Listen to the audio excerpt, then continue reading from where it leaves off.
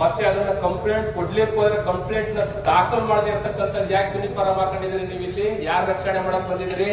ಯಾಕೆ ಕಾಕಿ ಬಟ್ಟೆ ಹಾಕೊಂಡಿದ್ರಿ ನೀವು? ನಿಮ್ಗೆ ಯಾಕೆ ಬೇಕು ಕಾಕಿ ಬಟ್ಟೆ? ನೀವು ನೆಟ್ಟಿಗಿದ್ರೆ ಈ ಪ್ರಕರಣ ನಡೆಯಂಗಿಲ್ಲ. ಒಬ್ಬ ರೌಡಿ ಶೀಟರ್ನ ರಕ್ಷಣೆ ಮಾಡ್ಲಿಕ್ಕೆ ಕಾವಿ ಬಟ್ಟೆ ಕಾಕಿ ಹಾಕೊಂಡಿದ್ದೀರಾ? ಡಿವೈಎಸ್ಪಿ ಅವರೇ, ಸರ್ಕಲ್ ಇನ್ಸ್ಪೆಕ್ಟ್ರೇ, ಸಬ್ ಇನ್ಸ್ಪೆಕ್ಟ್ರೇ, ಯಾವ ಕಾರಣಕ್ಕೂ ನಿಮ್ಮನ್ನ ಬಿಡಲ್ಲ. ಯಾವ ಕಾರಣಕ್ಕೂ ಬಿಡಲ್ಲ ನಿಮ್ಮ. ಆತ್ಮಹತ್ಯೆ ಅಂತೇಳಿ ಅವನೇ ಜಡ್ಜ ಪೊಲೀಸ್ ಯಾರೇ ಅವನು ಹೇಳಲಿಕ್ಕೆ ಮನನೊಂದು ಆತ್ಮಹತ್ಯೆ ಅಂತೇಳಿ ಅವನ ಯೂನಿಫಾರ್ಮ್ ಅನ್ನೇ ಬಿಚ್ಚಿಸ್ಬೇಕು. ಏನ್ ನಮ್ಮ ಹಿರಿಯರು ಎಸ್ ಐ ಟಿಗೆ ನಾಳೆನೆ ಹೋಗಿ ಡಿಮ್ಯಾಂಡ್ ಮಾಡೋಣ. ನಾವು ನೀವೆಲ್ಲ ಸಿದ್ದರಾಮಯ್ಯನವ್ರಿಗೆ ನಾಳೆನೆ ಡಿಮ್ಯಾಂಡ್ ಮಾಡೋಣ. ನಾನು ನೆನ್ನೆನೆ ಹೇಳಿದ್ದೇನೆ ಮಾದೇವಪ್ಪನವ್ರಿಗೆ, ಅವ್ರು ನೆನ್ನೆನೆ ಫೋನ್ ಮಾಡಿ ಹೇಳಿದ್ರೆ ಎಸ್ ಪಿಗೆ ಹೇಳಿ ಡಿ ಸಿಗೆ ನಾವು ಎಸ್ ಐ ಟಿ ಕೊಡ್ಬೇಕು. ಇವರು ಬಟ್ಟೆ ಬಿಚ್ಚಲೇಬೇಕು. ಯಾರ್ದು ಈ ಸಬ್ ಇನ್ಸ್ಪೆಕ್ಟ್ರು, ಯಾರು ಈ ಸರ್ಕಲ್ ಇನ್ಸ್ಪೆಕ್ಟರ್ ಡಿವೈಎಸ್ಪಿ ಇದ್ದಾರೆ, ಇವ್ರು ಏನು ಮನನೊಂದು ಆತ್ಮಹತ್ಯೆ ಯಾರು ಇವರು ಬರ್ಕೊಟ್ಟಿದಾರ ಅಂತ? ಏನು ಅವ್ರ ಮನೆಯವ್ರು ಬರ್ಕೊಟ್ಟಿದ್ರ? ಮನನೊಂದು ಆತ್ಮಹತ್ಯೆ ಅಂತ ನಾವು ಬರ್ಕೊಟ್ಟಿದ್ವಾ? ಬರ್ಕೊಟ್ಟವ್ರು ಯಾರು? ಯಾರು ಬರ್ಕೊಟ್ರು ನಿಮ್ಗೆ ಮನನೊಂದು ಆತ್ಮಹತ್ಯೆ ಅಂತ? ಇದು ನಿಮ್ಮ ಕುತಂತ್ರ. ಇದಕ್ಕೆ ನಿಮಗೆ ಕಾಕಿ, ಇದಕ್ಕೆ ನಿಮಗೆ ಸ್ಟಾರು, ಇದಕ್ಕೆ ನಿಮಗೆ ಅಶೋಕ ಚಕ್ರ. ಅದಕ್ಕೆ ಇನ್ನು ಮುಂದೆ ನಮ್ಮ ಹೋರಾಟಗಾರರಲ್ಲಿ ನೀವು ಕಳಕಳಿಯ ಮನವಿ, ಎಲ್ಲಾ ಹೋರಾಟಗಾರರು ಸೇರಗಂಟ ಯಾಕ್ರಪ್ಪ ನೀವು ದಫನ್ ಮಾಡಕ್ ಅವಕಾಶ ಕೊಟ್ರಿ? ಸತ್ತೋಗಿದ್ರೆ ನೀವು ಉಳುವಾಗ ಹಾಕ ನೆಣಕಳಿ ನೀವು ಯಾಕಿದ್ರಿ ಇನ್ನು ಜೀವಂತವಾಗಿ? ನಾಳೆ ನಿಮ್ಮ ಮನೆಗಾಗಲ್ವಾ? ನಿಮ್ಮ ಮಕ್ಕಳಿಗಾಗಲ್ವಾ? ಸಂಪೂರ್ಣವಾಗಿ ನಮ್ಮ ಕೇರ್ಪೇಟೆ ಎಲ್ಲ ನಾಯಕರುಗಳು ಬರೋವರೆಗೂ ಮಾಡೋ ಕೂಡದಂತೇಳಿ ನೀವು ಅದನ್ನ ನೀವು ತಡೆದಿದ್ದಿದ್ರೆ ಮುಂದೆ ಏನಾಗ್ತಿತ್ತು ಅಂತ ನೋಡ್ಬೋದಾಯ್ತು ನಾವು. ಯಾಕೆ ಈ ತರದ ತಪ್ಪು ಹೆಜ್ಜೆಗಳನ್ನ ನಾವು ಹಾಕ್ಬೇಕು? ಇದು ನಿಜವಾಗ್ಲೂ ಬಾಬಾ ಸಾಹೇಬ್ ಮಾಡುವಂತ ದ್ರೋಹ, ಸಂವಿಧಾನಕ್ಕೆ ಮಾಡೋ ದ್ರೋಹ, ಸಮುದಾಯಕ್ಕೆ ಮಾಡೋ ದ್ರೋಹ ಇದು. ಅದಕ್ಕೆ ನಾನು ಯಾವಾಗ್ಲೂ ಎಚ್ಚೆತ್ತ ಸಮುದಾಯ ಆಗಿ, ಜಾಗೃತ ಸಮುದಾಯ ಆಗಿ, ನನ್ನನ್ನೇ ನೋಡ್ದಾಕ್ ಕೊಡೋದಿಲ್ಲ, ತಯಾರಾಗಿದ್ದೀನಿ ನಾನು. 16 ಸರಿಯಾಗಿದೆ ನನ್ನ ಮೇಲೆ, ಲಿಸ್ಟೇ ಇದೆ ನಂತವು. ನನ್ನ ಮೇಲೆ ಅಟ್ಯಾಕ್ ಮಾಡಿರೋದು ನಾನೇನು ಯಾವ ಕೇರ್ ಮಾಡೋ ಮನಸ್ಸೇ ಅಲ್ಲ ನಾನು. ಸ್ವಾಭಿಮಾನ ಸಮುದಾಯ ಬಂದಾಗ ಶತ್ರು ಚರಿತ್ರೆ ಉಳ್ಕತೀವಿ ನಾವು. ಆದ್ರೆ ಯಾಕೆ ಇಷ್ಟು ನೋವಾಗ್ತಿದೆ ಅಂದ್ರೆ, ಬೆಂಕಿಯಲ್ಲಿ ಊದಿ ಮಾಡ್ತಕ್ಕಂಥ ಕುಟುಂಬವನ್ನು ನೋಡಿದ್ರೆ ನಮ್ಗೆ ಸಿಗದಂಗಾಗ. ಇಷ್ಟು ವರ್ಷ ಆದ್ರೂ ಸಂವಿಧಾನದ ಪೀಠಿಗೆ ಒಂದು ತಲೆ ಮೇಲೆ ತಿರುಗ್ತಾ ಇದ್ದೀವಿ. ಸಹೋದರತೆ, ಸಮಗ್ರತೆ, ಅಖಂಡತೆ, ಭಾತೃತ್ವ, ಸಾಮಾಜಿಕ ನ್ಯಾಯ ಎಲ್ಲಿ? ಏನ್ ಪ್ರಿಯಾಂಬಲ್ ಅಲ್ಲ? ಕಾನೂನ್ನ ಕೈಗೆತ್ಕೊಳ್ಳೋ ಕೆಲಸ ನಾವೆಲ್ಲೂ ಮಾಡಿಲ್ಲ, ಮಾಡೋದು ಇಲ್ಲ. ಪೊಲೀಸ್ ನಿಷ್ಕ್ರಿಯ ಆದ್ರೆ, ಪೊಲೀಸ್ನ ಏನು ಸಂವಿಧಾನದ ರಕ್ಷಕರಿದ್ದೀರಿ, ನೀವು ನಿಷ್ಕ್ರಿಯ ಆದ್ರೆ ನಾವು ಕಾನೂನ ಖಂಡಿತ ಕೈಗೆತ್ಕೊಳ್ತೀವಿ ಅಂತಕ್ಕಂಥ. ನಾನು ಯಾವ ಮುಖಾಂತರ ನಾವು ಕಾಯಿ ಪಟ್ಟೆಯವರು ಅಂತ ನೀವು ಅನ್ಕೊಂಡಿರ್ಬೋದು. ನೀವು ನಿಷ್ಕ್ರಿಯ ಆದ್ರೆ ನಮ್ಗೆ ಉಳಿದಿರೋದು ಒಂದೇ ಆಪ್ಷನ್, ನಾವೇ ನಮ್ಮ ರಕ್ಷಣೆ ಮಾಡ್ಕೋಬೇಕಾಗ್ತದೆ. ನಮ್ಮ ಸಮುದಾಯವನ್ನು ರಕ್ಷಣೆ ಮಾಡಬೇಕಾಗ್ತದೆ. ನಾವೇ ಸರ್ಜಾಪುರದಲ್ಲಿ ಏನು 6 ಅಡಿ ದೊಣ್ಣೆ, 5,000 ದೊಣ್ಣೆ ತರಿಸಿದ್ದೆ. ನಾವೇ ನಿಂತು ನಮ್ ಕೆಲಸ ನಾವು ಮಾಡ್ಬೇಕಾಗುತ್ತೆ. ಇದಕ್ಕೆ ಅವಕಾಶ ಕೊಡ್ತಿರೋ? ಇಲ್ಲ ಸ್ವಾಮಿಗಳೇ, ಅದು ಬೇಡ. ಅವನು ಎಂತವನೇ ಆಗಿರ್ಲಿ, ಅವ್ರು ಏನೇ ಹೇಳಿ ಅಂತವನ್ನ ನಾವು ಖಂಡಿತ ಬಿಡಲ್ಲ. ಅವನ ಗಡೀಪಾರು ಮಾಡೇ ಮಾಡ್ತೀವಿ, ಅವನಿಗೆ ಶಿಕ್ಷೆ ಕೊಡಿಸ್ತೀವಿ ಅಂತ ನೀವು ಬಂದು ನಮ್ಮ ಮುಂದೆ ಹೇಳ್ಬೇಕು. ಇವೆರಡೇ ಆಪ್ಷನ್. ಎಚ್ಚೆತ್ತ ಸಮುದಾಯದ ಮೇಲೆ ಯಾವುದೇ ದಬ್ಬಾಳಿಕೆ ದೌರ್ಜನ್ಯ ಆಗೋದಿಲ್ಲ. 2 ಬೆಡ್ಶೀಟು 3 ಬೆಡ್ಶೀಟು 3 ಕಂಬಳಿ ಹೊತ್ತು ಮಲಗಿದ್ದೀರಿ. ನಿಮ್ಮ ಮನೆಗಳು ಸುಡುತ್ತಾರೆ, ನಿಮ್ಮ ಮನೆಗಳು ಬೆಂಕಿಯಲ್ಲಿ ಬೂದಿ ಆಯ್ತಾವು. ನಮ್ಮ ಸಮುದಾಯ ಹಾಗೂ ನಾಗರಿಕ ಸಮುದಾಯ ಜಾಗೃತರಾಗಿ ಜಾತಿ ವ್ಯವಸ್ಥೆಯನ್ನ ವಿರುದ್ಧ ಹೋರಾಡ್ತಾ ಇದ್ದೀವಿ. ಮುಂದೇನೂ ಈ ತರ ಹೋರಾಟಗಳು ನಡೀಬೇಕು. ಯಾರು ಕೊಲೆ ಆಗಿದೆ ಅವರಿಗೆ ಆ ಕುಟುಂಬಕ್ಕೆ ನ್ಯಾಯ ಒದಗಿಸಬೇಕು. ಆ ಕುಟುಂಬದ ಜೊತೆ ನಮ್ಮ ಇಡೀ ಮುಸ್ಲಿಂ ಸಮುದಾಯ, ಇಡೀ ಕ್ಯಾರ್ಪೇಟೆ ತಾಲೂಕಿನ ಮುಸ್ಲಿಂ ಸಮುದಾಯ ಜೊತೆಲಿದೆ.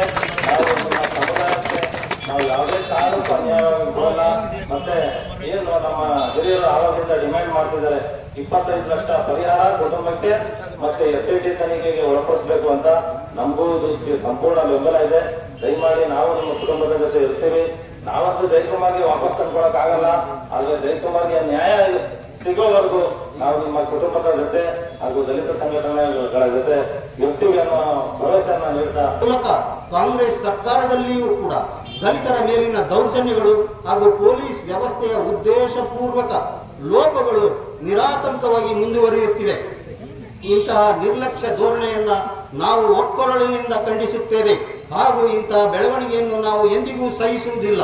ರಾಜ್ಯದ ಮುಖ್ಯಮಂತ್ರಿಗಳಾದ ತಾವು ಈ ಕೂಡಲೇ ಮಧ್ಯಪ್ರವೇಶಿಸಿ ಸ್ಥಳೀಯ ಪೊಲೀಸರ ವಿರುದ್ಧ ಕ್ರಮ ಕೈಗೊಂಡು SIT ಅಥವಾ CID ತನಿಖೆಗೆ ಆದೇಶಿಸುವ ಮೂಲಕ ದಲಿತರ ವಿರುದ್ಧ ದೌರ್ಜನ್ಯ ಎಸಗುವ ಕ್ರೂರಿಗಳಿಗೆ ಸೂಕ್ತ ಎಚ್ಚರಿಕೆ ನೀಡಬೇಕೆಂದು ಈ ಮೂಲಕ ಆಗ್ರಹಿಸುತ್ತಿದ್ದೇವೆ.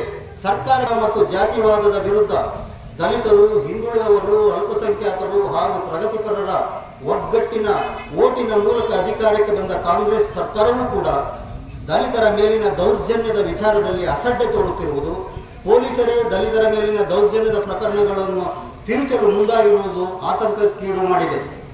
ಈ ಮೇಲಿನ ಬೆಳವಣಿಗೆಗೆ ಪ್ರತ್ಯಕ್ಷ ಸಾಕ್ಷಿ ಎಂಬಂತೆ ಮಂಡ್ಯ ಜಿಲ್ಲೆ KRಪೇಟೆ ತಾಲೂಕಿನ ಕತ್ತರಘಟ್ಟ ಗ್ರಾಮದ ದಲಿತ ಯುವಕ ಜಯಕುಮಾರ್ ಅವರನ್ನ ಅನಿಲ್ ಕುಮಾರ್ ಎಂಬ ಪುಡೀರ್ ರೌಡಿ ಕೊಂದು ಹುಲ್ಲಿನ ಮೆದೆಗೆ ಹಾಕಿ ಸುಟ್ಟಿರುವ ದುರ್ಘಟನೆ ದಿನಾಂಕ 17/5/2025 ನಡೆದಿದೆ. ತನ್ನ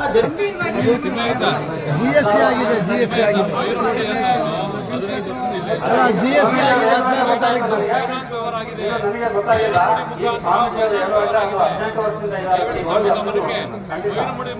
ಫೈನಾನ್ಸ್ ವ್ಯವಹಾರ ಆಗಿದೆ. ಆ ಮುಖಾಂತರ ಈ ಎಲ್ಲ 18 ವರ್ಷ ಇದ್ರೆ ಖಂಡಿತ ಅವನು ಇರೋಕ್ಕೆ ಯೋಗ್ಯ ಇಲ್ಲ. ಜಯಕುಮಾರನ್ನ ಇಷ್ಟು ಒಂದು ಅಮಾನವಾಗಿ ಕೊಲೆಯಾಗಿರೋದು ಮೊದಲನೇದಾಗಿದೆ ಅಂದ್ರೆ, ಎರಡನೇದು ಪೊಲೀಸರು ಮಾಡಿರೋದು. ಈ ಒಂದು ಕೇಸ್ನ ಮುಚ್ಚಾಕೋದ್ ನೋಡಕ್ಕೆ ನ್ಯಾಯ ಸಿಗಬಾರ್ದು ಅಂತ ಒಂದು ಏನ್ ಪ್ರಯತ್ನ ಮಾಡಿದಾರೋ ಅದನ್ನು ಒಂದು ದೌರ್ಜನ್ಯ ಅಂತ ನಾವು ಪರಿಗಣಿಸಬೇಕಾಗತ್ತೆ. ಇದನ್ನ ನಾವು ತುಂಬಾ ಸೀರಿಯಸ್ ಆಗಿ ಗಂಭೀರವಾಗಿ ಸರ್ಕಾರ ಪರಿಗಣಿಸಬೇಕು ಅಂತ ನಾವು ಹೇಳ್ತಾ ಇರೋದು. ಈ ಒಂದು ಕೃತ್ಯ ಅಮಾನವೀಯವಾದಂತ ಕೃತ್ಯ. ನಾವು ಮನುಷ್ಯರು ವಿದ್ಯಾವಂತರಾಗ್ತಾ ಬುದ್ಧಿ ಬೆಳೀತಾ ನಾವು ಬುದ್ಧಿವಂತರಾಗಿ ಮಾನವೀಯತೆಯನ್ನು ಗೌರವಿಸಬೇಕಾದಂತಹ ಸಂದರ್ಭದಲ್ಲಿ ಗೋಮುಖ ವ್ಯಾಘ್ರರ ರೀತಿಯಲ್ಲಿ ಮನುಷ್ಯತ್ವವನ್ನು ಮರೆತು ಇಂತಹ ಒಂದು ಕೀಳು ಮಟ್ಟದ ಕೃತ್ಯವನ್ನು ಎಸಗಿರ್ತಕ್ಕಂಥದ್ದು ತುಂಬಾ ಖಂಡನೀಯವಾದಂಥ ವಿಷಯ. ಅವರು ದಲಿತರಾಗಿರ್ಬಹುದು ಅಥವಾ ಮೇಲ್ವರ್ಗದ ಯಾರೇ ಆಗಿರ್ಬೋದು. ನಾವು ಜಾತ್ಯತೀತ ರಾಷ್ಟ್ರದಲ್ಲಿ ವಾಸ ಮಾಡ್ತಾ ಇರ್ತಕ್ಕಂಥ ಜನ ಮನುಷ್ಯತ್ವ ಮತ್ತು ಮಾನವೀಯತೆಗೆ ಹೆಚ್ಚಿನ ಗೌರವವನ್ನು ಕೊಡಬೇಕಾದಂಥ ಸಂದರ್ಭದಲ್ಲಿ ಅವೆಲ್ಲವನ್ನು ಮರೆತು ನಾವಿವತ್ತು ದುಷ್ಟರ ರೂಪದಲ್ಲಿ, ದುಷ್ಟ ಮೃಗಗಳ ರೂಪದಲ್ಲಿ ನಡ್ಕೊಂಡಿರ್ತಕ್ಕಂಥದ್ದು ತುಂಬಾ ಖಂಡನೀಯ. ಆದ್ದರಿಂದ ಸರ್ಕಾರ ಹೇಳ್ತಾ ಇದೆ, ದಲಿತರ ಮೇಲಿನ ದಮನವನ್ನ ನಿಯಂತ್ರಣ ಮಾಡೋದಕ್ಕೆ ನಾವು ಜಿಲ್ಲೆಗಳಲ್ಲಿ ಪೊಲೀಸ್ ಠಾಣೆಗಳನ್ನ ಮಾಡಿದ್ದೇವೆ, CRE ಸೆಲ್ಗೆ ಶಕ್ತಿ ತುಂಬಿದ್ದೇವೆ ಅಂತ ಇದೆ. ಹಾಗಾದ್ರೆ ಯಾಕೆ ಇವತ್ತಿಗೂ ಕೂಡ ಈ ದೌರ್ಜನ್ಯಗಳು ನಡೀತಾ ಇದೆ? ಇದರ ಬಗ್ಗೆ ನಾವು ಯೋಚನೆ ಮಾಡಬೇಕಾಗತ್ತೆ ಬಂಧುಗಳೇ. ಆ ಹಿನ್ನೆಲೆಯಲ್ಲಿ ಇವತ್ತು ಜಯಕುಮಾರ್ ಅವರ ಕುಟುಂಬಕ್ಕೆ ಈಗಾಗಲೇ ಏನು ನಮ್ಮ ಒಂದು ಆಗ್ರಹ ಇದೆ, ಆ ಕುಟುಂಬಕ್ಕೆ 25 ಲಕ್ಷ ರೂಪಾಯಿಗಳ ಒಂದು ಪರಿಹಾರ ಕೊಡಬೇಕು, ಜೊತೆಗೆ ಆ ತಾಯಿಗೆ ಒಂದು ಸರ್ಕಾರಿ ಹುದ್ದೆಯನ್ನು ಕೊಡಬೇಕು ಅನ್ನುವಂತ ಒತ್ತಾಯವನ್ನು ನಾವು ಮಾಡಬೇಕಾಗತ್ತೆ. ಆ ಹಿನ್ನೆಲೆಯಲ್ಲಿ ಇವತ್ತು ಎಲ್ಲ ಜನಪರ ಚಳವಳಿಗಳಲ್ಲಿ ಬಂದಿದ್ದಾರೆ, ಅನೇಕ ಚಿಂತಕರು ಈ ಒಂದು ಹೋರಾಟದಲ್ಲಿ ಭಾಗವಹಿಸಿದ್ದಾರೆ. ಈ ಹೋರಾಟ ತಾರ್ಕಿಕ ಹಂತಕ್ಕೆ ಹೋಗ್ಬೇಕು. ಸನ್ಮಾನ್ಯ ಗೃಹ ಮಂತ್ರಿಗಳು ಅವರು ಕೂಡಲೇ ಆ ಕುಟುಂಬಕ್ಕೆ ಆ ಊರಿಗೆ ಸ್ಥಳಗಳನ್ನ ತುಂಬಬೇಕಾಗುತ್ತೆ. ಸಮಾಜ ಕಲ್ಯಾಣ ಮಂತ್ರಿಗಳು ಮತ್ತು ಗೃಹ ಮಂತ್ರಿಗಳು ಆ ಸ್ಥಳಕ್ಕೆ ಭೇಟಿ ಕೊಡಬೇಕು. ಭೇಟಿ ಕೊಟ್ಟು ಆ ಕುಟುಂಬಕ್ಕೆ ಸಾಂತ್ವನ ಹೇಳಬೇಕು ಅನ್ನುವಂತ ಒತ್ತಾಯವನ್ನು ಕೂಡ ಇಲ್ಲಿ ನಾನು ಮಾಡ್ತಾ ಇದ್ದೇನೆ. ಇದಕ್ಕೆ ಸರ್ಕಾರ ಕೂಡಲೇ ಸ್ಪಂದಿಸಿ ಈ ಒಂದು ಘಟನೆಗೆ ಕಾರಣರಾದಂತ ಪೊಲೀಸ್ ಅಧಿಕಾರಿಗಳನ್ನ ಕೂಡಲೇ ಅಮಾನತು ಮಾಡಬೇಕು ಅಂತ ಒತ್ತಾಯವನ್ನು ಕೂಡ ನಾವಿಲ್ಲಿ ಮಾಡ್ತಾ ಇದ್ದೀವಿ. ಅದೇ ಪೊಲೀಸರು ತನಿಖೆ ಮಾಡೋದಾದ್ರೆ ಅಲ್ಲಿ ನ್ಯಾಯ ಎಲ್ಲಿ ಸಿಗುತ್ತೆ? ಯಾವ ವ್ಯಕ್ತಿ ಆ ಎಮ್ಮನ ಕೈಯಲ್ಲಿ ಸುಳ್ಳು ರಿಪೋರ್ಟ್ ಅನ್ನ ಬರೆಸ್ಕೊಂಡು ಅದನ್ನ ಒಂದು ಸಂದೇಹಾಸ್ಪದ ರೀತಿಯಲ್ಲಿ ಮಾಡಿದ್ದಾನೆ, ಅದರಿಂದ ಆ ವ್ಯಕ್ತಿ ಅಲ್ಲಿ ಇರಬಾರ್ದು. ಅವನನ್ನ ಕೂಡಲೇ ಅಲ್ಲಿ ಸಸ್ಪೆಂಡ್ ಮಾಡಬೇಕು. ಅಲ್ಲಿ ಯಾರಾದ್ರೂ ಒಬ್ಬ ಪ್ರಾಮಾಣಿಕ ಅಧಿಕಾರಿ ಬರಬೇಕು, ಜೊತೆಗೆ SIT ಅದಕ್ಕೆ ಸರ್ಕಾರ ರಚನೆ ಮಾಡಬೇಕು.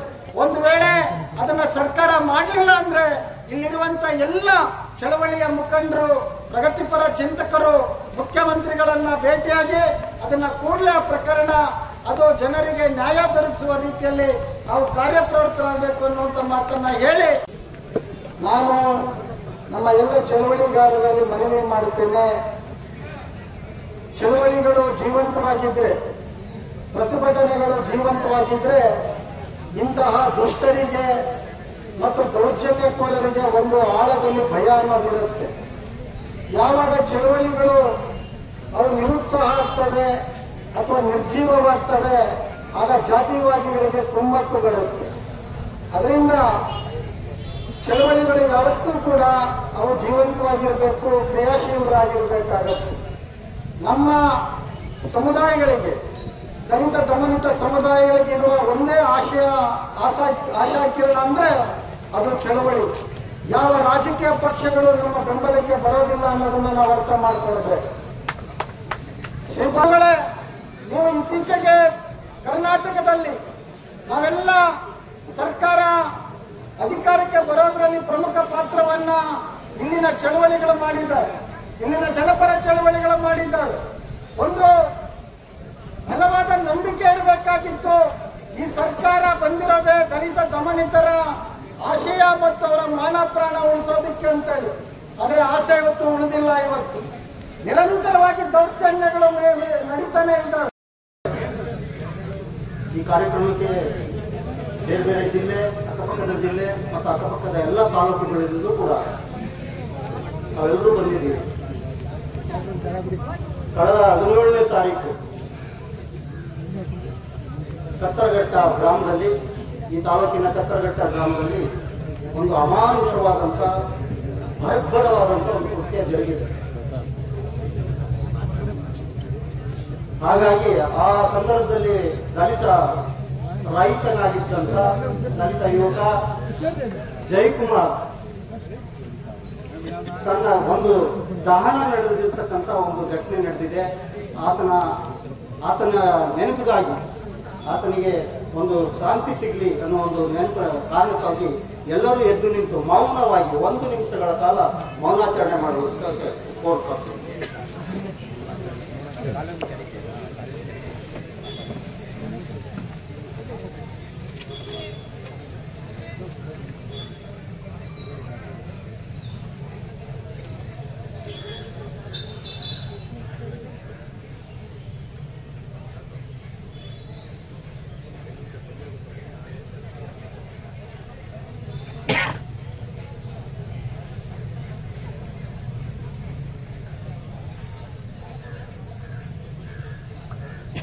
ಆಸ್ಪತ್ರೆಯ ಸಮಾಧಾನದ ಒಳಗೆ ನೀನು ಸುಟ್ಟು ಕರಕಲಾಗಿ ಬಿದ್ದಿದ್ದೆ.